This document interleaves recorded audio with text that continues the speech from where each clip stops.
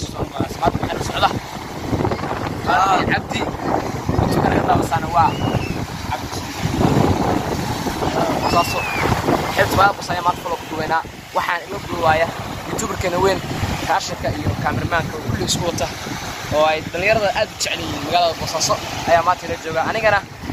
sidoo kale aniga youtuber baahay laakiin maanta waa la joognaa waxa saadin maanta waxa shidanta xeebtan iyo xeebta ka shidanta maanta ay okay waxa tahay qooniis maxaa markan iyo sawde xeebta dadka la soo yaada xeebta Boosaaso sawde تكبينا